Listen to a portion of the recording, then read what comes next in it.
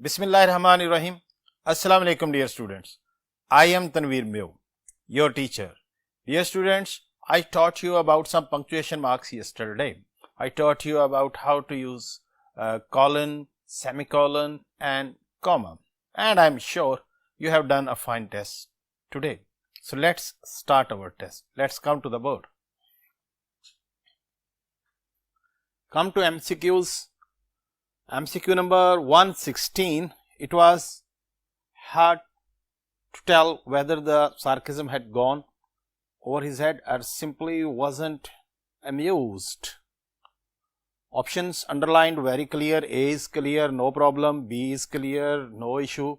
C, over his head we use over. It is an idiom which one cannot understand.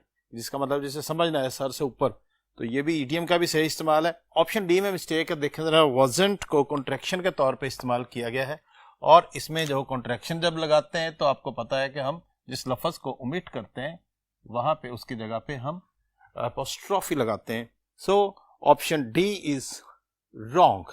यहाँ पे wasn't को सही तरह से कॉन्ट्रैक्शन नहीं लिखा गया. It must be wasn't like this. 117.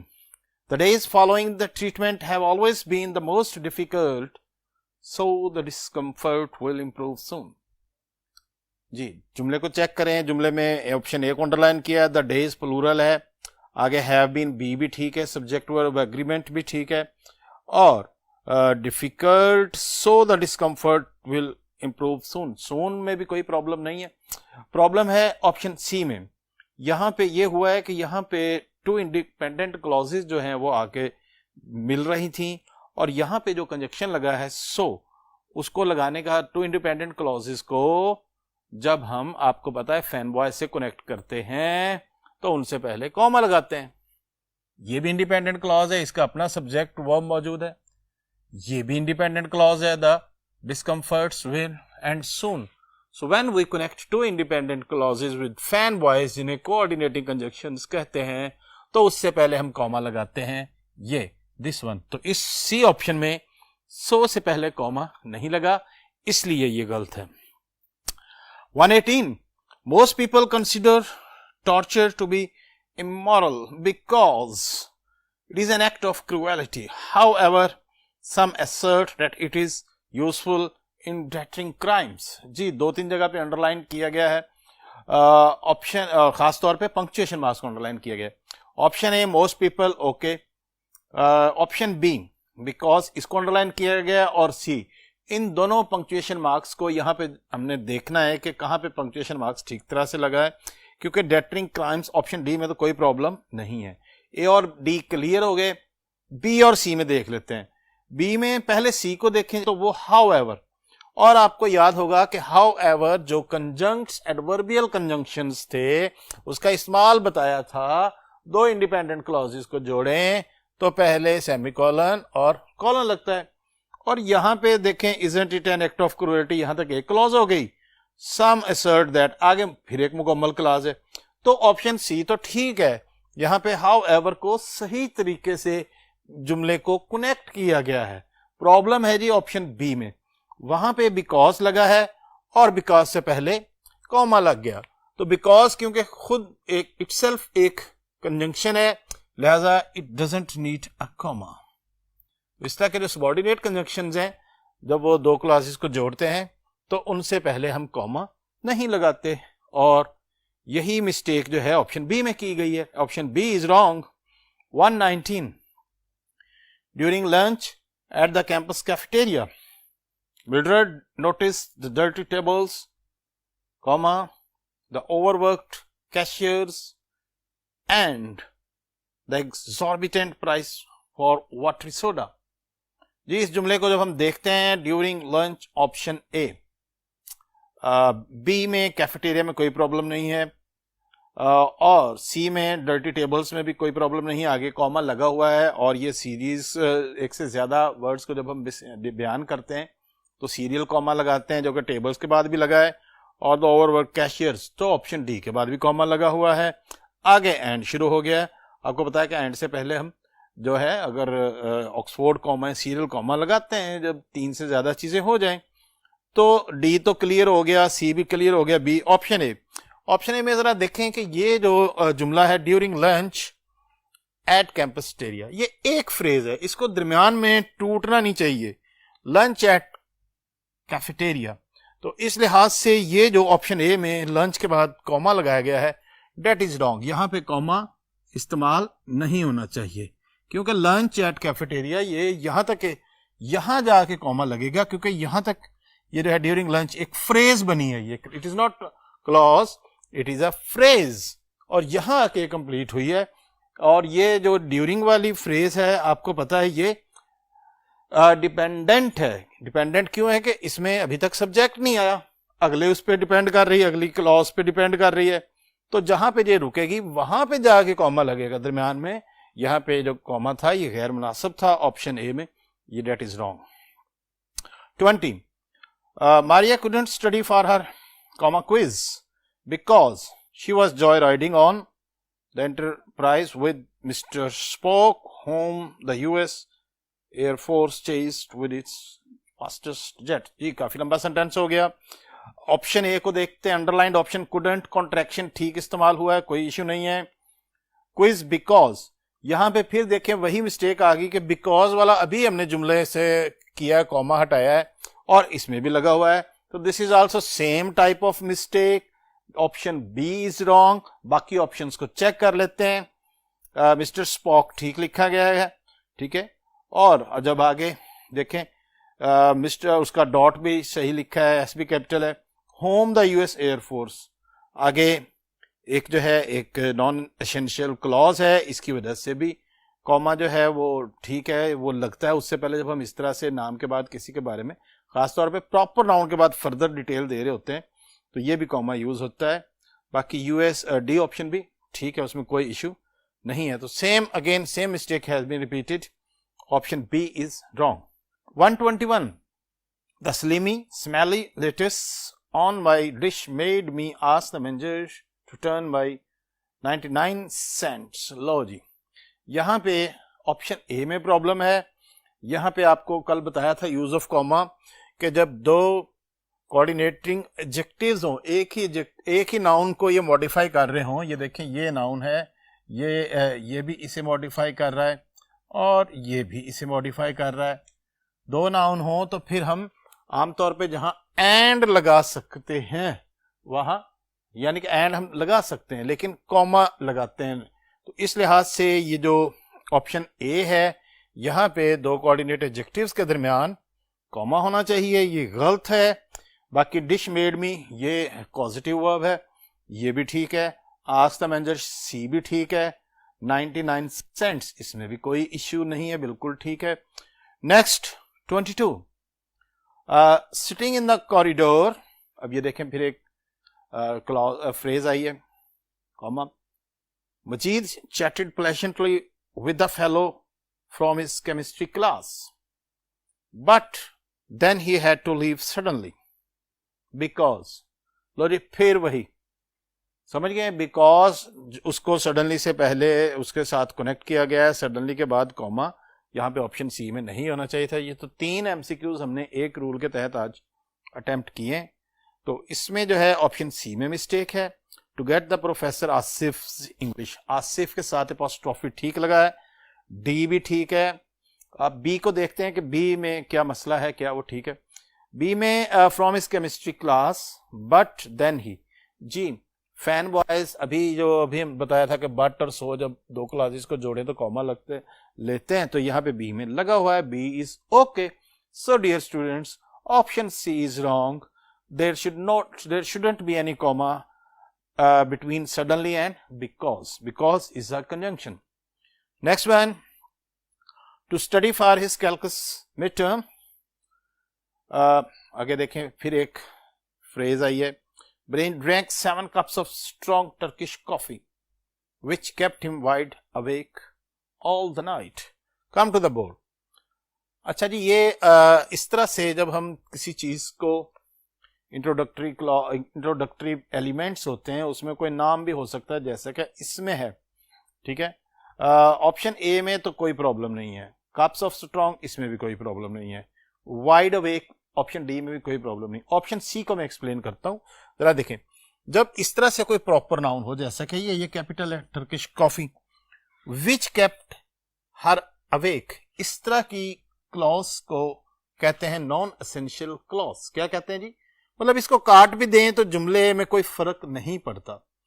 तो ये जब नॉन एसेंशियल क्लॉज जुमले के बाद आ जाए, विच या हु से स्टार्ट हो रही हो, खास तौर पे जब प्रॉपर नाउन हो, तो फिर उसको सेपरेट करने के लिए हम कॉमा लगाते हैं। जहां तक ये चलेगी वहां जाके फिर हम देखेंगे अगला पंक्चुएशन मार्क। तो डियर स्टूडेंट्स, इसमें ऑप्शन सी में विच से पहले कॉमा होना जरूरी है, क्योंकि ये एक नॉन एसेंशियल क्लॉज है और इसे हम बाकी जुमले से अलहदा कर रहे हैं, सेपरेट कर रहे हैं। 124, the Cheemas decided not to shutter. अब ये चीमा वी नो बहुत फेमस कास्ट है। Decided not to shutter their windows even though they were taking vacation at the height of hurricane season. जी, इसमें चीमास को अंडरलाइन किया गया है। Option B not to, option B में कोई प्रॉब्लम नहीं है, नॉट टू शटर ठीक है। इवन दो भी कंजक्शन का इस्तेमाल ठीक है। देवर इवन दो, ये बिल्कुल जैसे बिकॉज को कनेक्ट किया, इसी तरह से इवन दो को विदाउट कॉमा कनेक्ट किया है और ठीक है। देवर टेकिंग वेकेशन, वेकेशन भी ठीक है, वेकेशंस नहीं लिखा एट। जी, तो फैमिली नेम्स, चीमा के साथ कोई नाम नहीं आया, इसका मतलब सारे चीमा फैमिली की बात हो रही है। फैमिली नेम्स आर प्लूरलाइज्ड, और प्लूरलाइज से पहले जिन वर्ड्स को हम प्लूरल करते हैं उनमें हम एपोस्ट्रोफी नहीं लगाते, पहले प्लूरलाइज करते हैं, पोजेशन भी हो तो बाद में लगाते हैं। तो चीमा, एक चीमा की बजाय बन गए चीमाज। और इसकी चीजें देख लें, इसका स्ट्रक्चर देख लें। आर्टिकल दा लगा हुआ है, पहला सी कैपिटल होता है और एस लगा होता है। पहले प्लूरल करते हैं, यहां पे एपोस्ट्रोफी नहीं लगाते, तो इस वजह से ऑप्शन ए जो है वो गलत है, वहां पे एपोस्ट्रोफी नहीं होना चाहिए। जैसे ये देखें द फ्लेमिंग्स, ये हमने कही, द बिटरिंग्स, फ्लेमिंग्स, ये कई फैमिली नेम्स हम पढ़ चुके हैं। ठीक है जी। बाकी के एमसीक्यूज करने के लिए अगला बोर्ड इस्तेमाल करते हैं जी। MCQ number 125, the customer didn't correctly understand the promotion, she expected to get half price on both items. The customer didn't correctly, didn't में कोई प्रॉब्लम नहीं है, ठीक है। डिड नॉट है, कॉन्ट्रैक्शन भी नहीं है। द प्रमोशन, यहां पे प्रॉब्लम है ऑप्शन बी में। यहां पे जहां पे जुमला रुक रहा है, दूसरा जुमला शुरू हो रहा है, she expected to get half price on both items. बाकी हाफ प्राइस में भी कोई इशू नहीं है और आइटम्स में भी कोई इशू नहीं है। इशू दो सेंटेंसेस के जोड़ने में आया है, कॉमे के साथ दो जुमलों को जोड़ा गया है। दोनों जुमले जो हैं, दोनों क्लॉजेस हैं, इंडिपेंडेंट हैं, क्योंकि इनमें सब्जेक्ट वर्ब मौजूद है। जरा देखें, कस्टमर डिडंट करेक्टली, सब्जेक्ट भी है, वर्ब भी है और प्रेडिकेट भी है। और दूसरा जुमला, she expected to get half price. तो how to connect to independent clauses? Not with a comma but with a semicolon. ये सेमीकोलन का ये मेजर यूज है कि जब दोनों तरफ इंडिपेंडेंट क्लॉजेस हैं तो फिर हम सेमीकोलन को यूज कर सकते हैं, उसे यूज कर सकते हैं, या जैसे अभी हमने एक यहाँ पे यूज किया हाउएवर वगैरह भी लगा सकते हैं। ठीक है, ये तरीका है सेमीकोलन से उनको जोड़ने का। Next MCQ number 126, option A, May 1919। May का एम इस्तेमाल होने की वजह से स्टार्टिंग में पहला लेटर तो होता ही कैपिटल है और ये एक प्रॉपर मंथ है, इसका नाम कैपिटल नहीं, इसको हम यही एलिमिनेट करते हैं और कॉमा भी नहीं लगा ईयर से पहले। Option B, May 1919 for the north east. ये नॉर्थ ईस्ट का NE जो है ये कैपिटल यहाँ पे नहीं होना चाहिए और गवर्नर जनरल का G और G भी कैपिटल होना चाहिए था, जो कि नहीं है, इस वजह से हम इसको एलिमिनेट करेंगे। ऑप्शन सी, मे के बाद कॉमा है 1919। जी, आपको बताया था कि जब ईयर को सेपरेट करना हो तो हम उससे पहले कॉमा लगाते हैं, अगर बाकी जुमला है तो फिर भी हम कॉमा लगा के आगे चलते हैं। तो इसमें ये ठीक तरीके से सेपरेट किया गया। आगे कैपिटलाइजेशन चेक करते हैं। For the north east coast of Anatolia का A कैपिटल, गवर्नर जनरल का दोनों के G कैपिटल। तो ये ऑप्शन दुरुस्त है, लेकिन डी को देखते हैं उसमें क्या गलती है। May comma 1919 for the north east coast of Anatolia का ए उसमें कैपिटल नहीं है जो कि एक सिटी है, तो लिहाजा इस बेस पे हम डी को एलिमिनेट करेंगे। तो डियर स्टूडेंट्स ऑप्शन सी जो है वो बिल्कुल ठीक है, उसमें पंक्चुएशन का इस्तेमाल ईयर से पहले कॉमा फिर अगले शुरू होने से पहले और कैपिटलाइजेशन भी बिल्कुल ठीक है। 127 the old man were worn out and it had been a long day for them. ये दो जुमले हैं, कनेक्ट किए जा रहे हैं, ठीक है, लेकिन एंड जो है बिल्कुल उसी तरह से जिस तरह से ये जो था सो वगैरह इस तरह से इनको कनेक्ट करते हैं। तो इसमें तो सेमीकोलन लगा हुआ है, इस वजह से हम ऑप्शन ए को एलिमिनेट करेंगे। Option B the old man were worn out because, जी कॉलन से पहले बाद बिकॉज नहीं लगता, बिकॉज इट हैड बीन, तो कॉलन और बिकॉज दोनों इकट्ठे नहीं आ सकते, तो इस वजह से बी एलिमिनेट हो जाएगी।